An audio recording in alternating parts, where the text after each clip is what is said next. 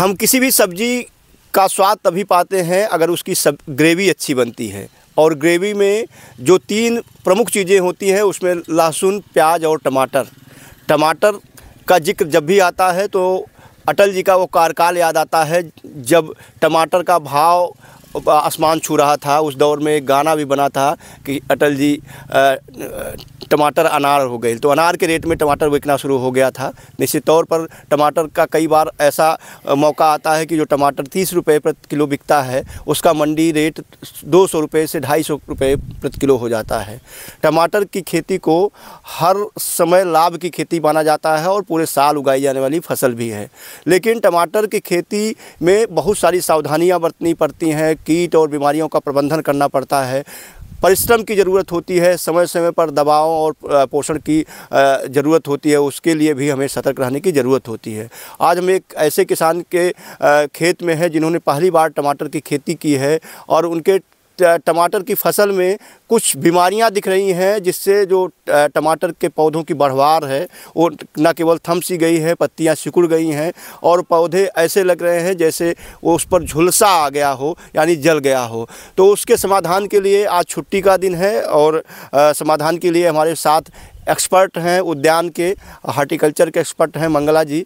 बताएंगे टमाटर में ठंडक के दिनों में एक आम सी बीमारी है, कौन सी बीमारी है, कौन सा की उसकी वैरायटी है जिसको किसान ने रोप रखा है और इस बीमारी का प्रबंधन कैसे करें जिससे किसान को नुकसान से बचाया जा सके। सर आपका बहुत बहुत स्वागत है।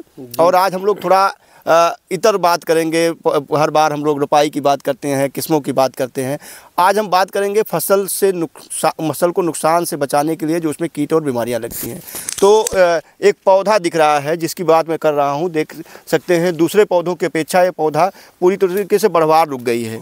तो कौन सा कारण है, क्या कारण है जिससे इस पौधे में इस तरह की समस्या देखने को मिल रही है? जी सर, धन्यवाद। जैसा कि आप ये कह रहे हैं कि लेकिन इस पूरे फील्ड में अगर आप कैमरा पर्सन ध्यान से दिखाएं कोई बहुत बड़ी समस्या नहीं है, लेकिन फिर भी जो पौधे दिख रहे हैं 10-15 पौधे ऐसे दिख रहे हैं जो वायरस से ग्रसित हैं। ये पौधा क्या करेगा, ये बाकी में भी इस वायरस का प्रसार करेगा और जो हमारे हेल्दी प्लांट हैं वो भी उसकी गिरफ्त में आएंगे और धीरे धीरे उसका इसी तरीके से पत्ती सिकुड़ के और बढ़वार तुरंत जो है रुक जाएगा और इसके बाद उसका पूरा फल और फ्रूट ड्रॉप हो जाएगा, फल बनने की प्रक्रिया एकदम रुक जाएगी, ग्रोथ स्टंटिंग हो जाएगा। अच्छा, इसमें अभी जी कि जैसे आपने कहा कि इससे दूसरे में फैलता है, तो क्या किसान को ये भी जरूरत है कि इस पौधे के संपर्क में दूसरे पौधों को आने से रोके? जी सर, इसका जो मैनेजमेंट है वायरस का, किसी भी तरीके का वायरस का मैनेजमेंट डायरेक्ट अभी हम लोगों के लिए साइंटिफिक रूप से कहीं दवाओं का जिक्र नहीं किया जाता है। इनके जो फैलने के कारण है उन्हीं को हम लोग उसी से हम लोग इसको रोकते हैं। एकीकृत प्रबंधन कहेंगे, इंटीग्रेटेड डिजीज मैनेजमेंट के इसके माध्यम से इसको हम रोकेंगे, तभी रोकना जो है संभव होगा। इसमें क्या करें, सबसे पहले हम प्रयास करते हैं कि जो टॉलरेट वेराइटीज़ हैं, जो ये वेराइटी लगाए हैं टॉलरेट करता है, नहीं तो जो इनका हम 1.5 महीना पहले देखे थे तभी 2-3-4 पौधे थे, तभी हम इनको जो है सजेस्ट किए थे कि इसको आप हटा दें, नहीं हटाए लेकिन फिर भी ज़्यादा नहीं बढ़ा है।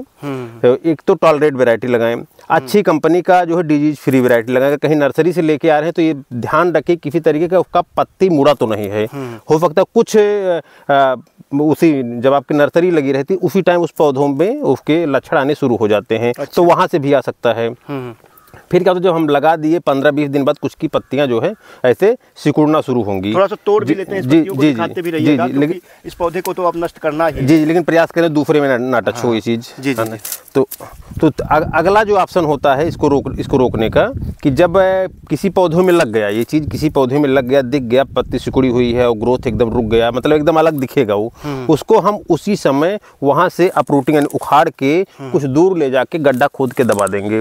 और इसके बाद इसमें लगातार 10 से 15 दिन पर आपका इंसेक्टिसाइड का स्प्रे होता रहेगा। और ये जो है आपके उड़ने वाले कीट ज़्यादा हैं, एफिड, जैफिड, थ्रिप्स, इन्हीं के माध्यम से दूसरे पे फैलता है। तो इसको कंट्रोल हम जो है इंसेक्टिसाइड के माध्यम से करेंगे। और इंसेक्टिसाइड का कंट्रोल और उनका जो होस्ट प्लांट होता है, जो खरपतवार ज़्यादा रहते हैं, जैसे आप देख रहेंगे आपका 2-3 लाइन छोड़ के बाकी आपके द्वारा मल्चिंग कर दी गई है। मल्चिंग क्या करता है, घास को उगने से रोकता है। तो उनके लिए जो सेकेंडरी होस्ट है, एक दूसरी जगह जो कीट रह सकते हैं, उनका जो एक घर होता है वो डिस्ट्रॉय हो जाता है। तो वहाँ मतलब एक तरीके से कीट को छुपने का रास्ता नहीं मिल पाता है। और घात में जानते हैं ज़्यादा से ज़्यादा कीट अपना रहने का स्थान बना लेते हैं। जी जी।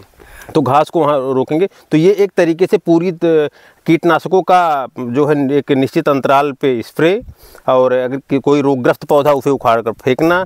और जो हम मटेरियल यूज कर रहे हैं, चाहे सीड या फिर कहीं से या इसका नर्सरी लेके आ रहे हो, नर्सरी को केयरफुली देखना कि गला ऐसा कोई डिजीज लगा हुआ संक्रमित पौधा तो नहीं हम लेके आ रहे हैं। तो इस तरीके से आपके जो वायरस का समस्या का समाधान किया जा सकता है। अच्छा, एक 2-3 सवाल हमारे और हैं, आम से सवाल हैं। हमने देखा है जैसे इंडोजिराइल सेंटर ऑफ एक्सीलेंस की बात कर ली जाए, या आपके भाई साहब जो नर्सरी करते हैं, वो मृदा जनित जो बीमारियां आती हैं उनको रोकने के लिए कुछ दूसरे पदार्थों का उपयोग करते हैं पौधा उगाने के लिए। पौधे के लिए जो ट्रे आते हैं, तो वो कौन कौन सी चीज़ें हैं जिसमें किसान पौधे उगा करके मृदा जनित बीमारियों की रोकथाम कर सकते हैं? जैसे मृदा जनित भी होगी, और नॉर्मली स्टार्टिंग जैसे डैम्पिंग ऑफ वगैरह, तो वो एक कंट्रोल्ड कंडीशन के लिए बनाया गया है। अगर फार्मर चाहें तो आपका लो टनल, पॉलीथीन का लो टनल बना के और ट्रे में उगा के लो टनल में रख दें। इससे क्या होगा, एक तो जैसे मान लीजिए मौसम का मार नहीं उस पर पड़ेगा, और दूसरे तरफ से कीट पतंगे या कहीं दूसरी जगह से इन्फेक्शन के फैलने का खतरा ना के बराबर रहेगा। तो कम से कम जो इनकी सीडलिंग रहेगी, जो नर्सरी के पौधा है, वो सुरक्षित रहेगा। खेत तक आने में उसमें कोई एक तरीके से डिजीज फ्री रहेगा। अच्छा, पौधों को उगाने में जो अगर करें कोकोपीट की बात या हम वर्मी कंपोस्ट की बात कर लें, तो ये किस तरीके से नर्सरी उगाने में मृदा जनित बीमारियों की रोकथाम में सहायक होता है? ये पूरी तरीके से जो है ये पूरा सहायक है, बशर्ते जो आप यूज कर रहे हैं, जो भी मटेरियल वहाँ पर यूज हो रहा है, क्या नाम है, वर्मी कंपोस्ट हुआ, ये अच्छी जगह से लें। कभी कभी क्या होता है कि उसमें भी, उस खाद में भी उनका प्रसार होता है। इसी जगह मान लीजिए यही टमाटर में वायरस लगा है या किसी तरीके का रोग लगा हुआ, वहीं बगल जो है खाद बन रहा, तो भी वहाँ पे समस्या हो सकती है, और उसका ट्रीटमेंट भी किया जाना चाहिए। जब हम कोकोपीट के साथ वर्मी कंपोस्ट मिला रहे हैं, वर्मी कंपोस्ट मिलाया जाना ही एक तरीके से वो एकदम आप डिजीज फ्री नहीं कह सकते हैं कि उसमें माइक्रो ऑर्गेनिज्म नहीं है, इसको आप नहीं मान सकते हैं। तो इसीलिए उसके अलग खाद हैं। आपका कोकोपीट और वर्मिकुलाइट परलाइट अलग से आता है, जिसमें किसी भी तरीके का कोई माइक्रो ऑर्गेनिज्म नहीं होता है कि जो आपके रोग को फैलाए। इसीलिए कहते हैं कि जो वायरस फ्री या डिजीज फ्री पौधे के लिए कंट्रोल कंडीशन में कोकोपीट के ट्रे में ही यूज किया उगाया जाता है। अच्छा, मैं जो देख पा रहा हूँ पौधे की जो टहनी आपने ली है, मैं इसमें एक देख पा रहा हूँ कि जो वायरस का प्रकोप है, आपने अभी अपनी बातचीत में बताया कि जो कीड़े हैं, कीट हैं, उनके जरिए भी इसका प्रसार दूसरे पौधों में होता है। तो इनको रोकने के लिए जो जैविक तरीका है फेरोमोन ट्रैप, इस तरीके का कैसे? फेरोमोन, जो मैं भी बात किया इंटीग्रेटेड डिजीज मैंने एकीकृत अगर रोग प्रबंधन का, तो एकीकृत रोग प्रबंधन के माध्यम से ही इसको रोक सकते हैं, क्योंकि कोई भी ऐसा इसका कोई दवा नहीं है। आप कोई कह दें कि इसका कोई दवा, इसका दवा नहीं है। पौधा हेल्दी रखे, पौधे को प्रॉपर न्यूट्रिशन दे। जैसे होता है जब कोई स्वस्थ है तो जल्दी उसको कोई बीमारी नहीं होता, तो वायरस भी उस पौधे पे आने के चांसेस कम रहते हैं। अगर पौधा स्वस्थ है तो कोई दिक्कत नहीं। बाकी आपको निश्चित अंतराल पे चीज़ देखना, किसी पौधे में अगर लग गया उसको तुरंत हटा के और इंसेक्टिसाइड का स्प्रे करेंगे।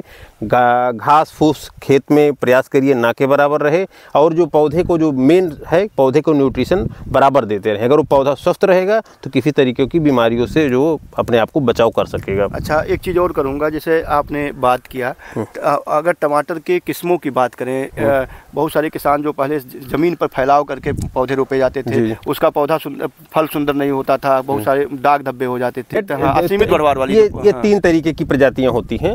एक होता है डिटर्मिनेट, मतलब एक सीमित बढ़वार। एक होता है इनडिटर्मिनेट, असीमित बढ़वार। जैसे ये वैरायटी जो असीमित बढ़वार की है, तो इसका थोड़ा सा डिफरेंस रहता है कि ये ज़्यादा विग्रस होगा, मतलब ज़्यादा घना होगा, पौधा ज़्यादा बड़ा होगा। असीमित बढ़वार इसका ग्रोथ कभी रुकेगा नहीं जी। और जो आपका डिटर्मिनेट टाइप का, एक निश्चित अंतराल के बाद, एक निश्चित अवधि के बाद जब फल एक बार आ जाएगा तो पूरा पौधा सूख जाएगा। लेकिन इसमें कोई कहा जाए कि लॉन्ग ड्यूरेशन, जी लॉन्ग ड्यूरेशन का 4-5 महीना तक इसको फलत लिया जाएगा। अगर अच्छे न्यूट्रिशन दिया जा रहा है 4-5 महीना तक इसमें फलत लिया जाएगा। और जो थोड़ा अंतर और है इसका, कि जैसे इसमें अगर आप देखेंगे, चूँकि मैं वो दूसरा दूसरा पौधा जो इसके एवरी थर्ड इंटरनोड में हर तीसरे गांठ के पास इसमें फ्लावरिंग बर्ड या फ्रूट सेट होगा। और उसमें जो होता है आपका जो डिटर्मिनेट टाइप का छोटी बढ़वार वाला पौधा रहता है, बौना पौधा जो कहेंगे, उसमें जो फैल के नीचे फलता है उसमें सभी इंटरनोड पे फल आएंगे।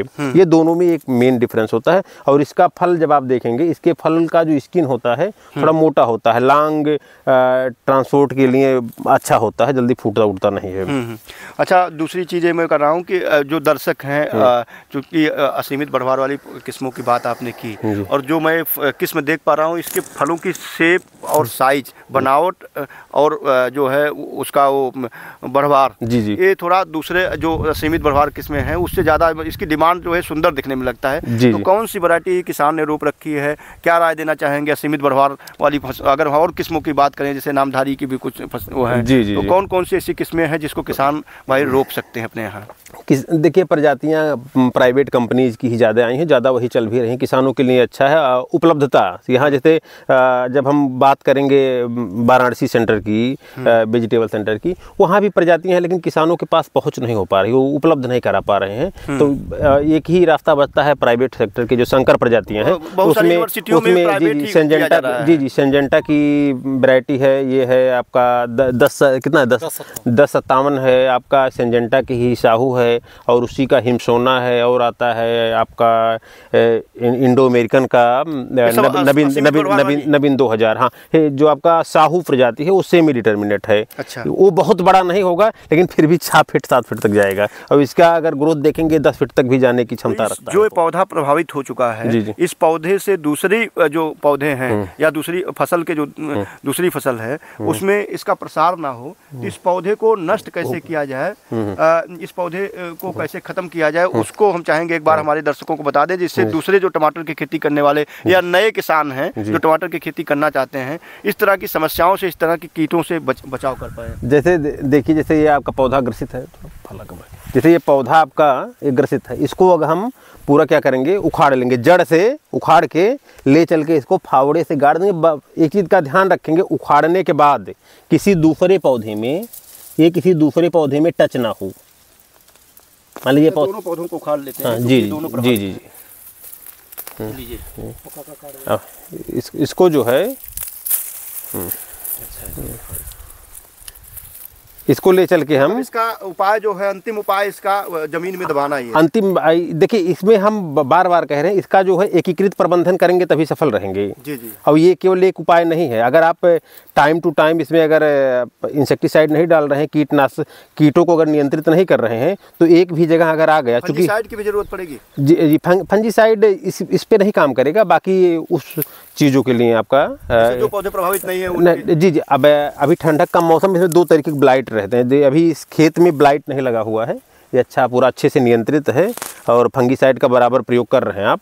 तो एक बार चाहेंगे कि जी आप जी जी जी कैसे इसको नष्ट किया जाता है, कैसे दबाया? आप देख रहे हैं जो ये रोगग्रस्त पौधे हैं, जो वायरस से ग्रसित पौधा है, इसको हम लोग खेत से काफ़ी दूर लाकर इसको ज़मीन में दबा देंगे। इससे होगा कि इस पौधे का संपर्क दूसरे पौधों से फिर नहीं हो पाएगा। इसको ज़मीन में दबा देना है, सावधानी से इसको ही ज़मीन में दबा देना है। और जब भी इस तरीके का पौधे का हम हटाएं तो प्रयास करिए दूसरे पौधे के संपर्क में पौधा फटा के ना लाएं, किसी पौधे में पकड़ें, और उस औजार का सावधानी पूर्वक फिर प्रयोग करें। एक बार जब जिस औजार से आप खोद रहे हैं, क्या नाम, उसको काट के ला रहे हैं या पौधा उखाड़ के ला रहे हैं, बिल्कुल बिल्कुल, तो ये छोटी चीज़ छोटी है लेकिन छोटा छोटा होता है, जो बचाव करने से बड़ा लाभ होता है। मंगला मौर्य जी थे, और मंगला मौर्य जी ने टमाटर की फसल में वायरस के प्रकोप से फसल को कैसे बचाएं, उसको लेकर के बहुत ही व्यवहारिक तरीके से, जैविक, प्राकृतिक और रासायनिक तरीके से रोकथाम के बारे में जानकारी दिया। उन्होंने बताया कि अगर एक बार फसल में इसका अटैक हो जाता है तो एक पौधे से दूसरे पौधों में इसका प्रसार जो है तुड़ाई के दौरान या देखभाल के दौरान, या जो उसमें कीट पतंग लगे हैं उनके जरिए हो जाता है। तो जैसे ही फसल में वायरस का प्रकोप दिखे, वायरस दिखे, पौधेग्रस्त दिखे, हमें तुरंत पौधों का प्रबंधन करना चाहिए, बीमारी का प्रबंधन करना चाहिए। उन्होंने बहुत सुगम तरीके से बताया कि पौधे को उखाड़ करके फसल से दूर एक जगह ले जाकर गाड़ दें, और जिस यंत्र से या जिस मैनुअल यंत्र से आपने मिट्टी की खुदाई की है उसका शोधन बाद में कर लें, हाथ को सही से साफ करें, तभी आप फसल में फिर से तुड़ाई करने जाएं या प्रबंधन के लिए जाएं। इससे हम पौधे को नुकसान से बचा सकते हैं। आपके और भी सवाल होंगे, टमाटर में और सारी बीमारियां और कीट लगते होंगे, पाले में कैसे टमाटर को बचाएं, पाले से प्रबंधन कैसे करें, इस पर भी हम बताएंगे। सवाल ज़रूर पूछिएगा, सवालों का जवाब देने के लिए मंगला मौर्य जी जब भी फुर्सत पाएंगे कमेंट बॉक्स में आएंगे और आपकी जानकारियों का, आपकी शंकाओं का समाधान करेंगे। धन्यवाद, आपको भी बहुत धन्यवाद।